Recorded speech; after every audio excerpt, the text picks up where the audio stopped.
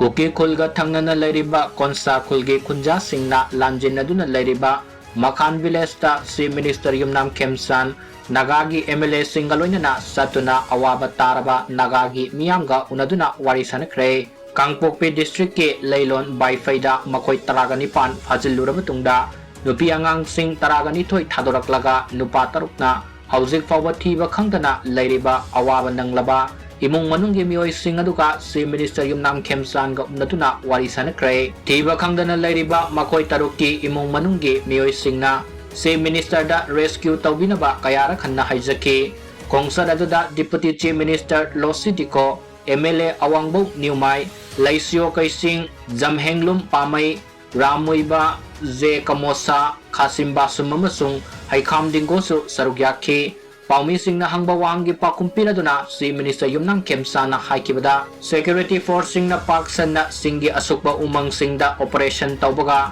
Tampakilamda Operation Tawbaga Yamna Kinabalay Singi Asukpa Mafam Oibanina Operation Tawbadasu Kudong Saraba Kayamarup Mayoknay Lengang na Angamba Takta Honaduna Tiba Khangdana Lairiba Makoi Taruk Kandana ba Honari MEECHAM Phajin Kibagi Matangda Miyangi Thamoida Fauriba Nung Nang Bapumnamak Lengang na Sabsana Khangi Atuba Matamda Phajilluraga Mioi Sing adugi Konggol Linaba Mataw Taba Thabak Thorom Sing Lep na Paikhatli Hauzik Fawbagi Oina Naga Thadorakhraba Senabani Haiba Singnaba Mioi Mari Fare Haina Mahakna Makatana Funduki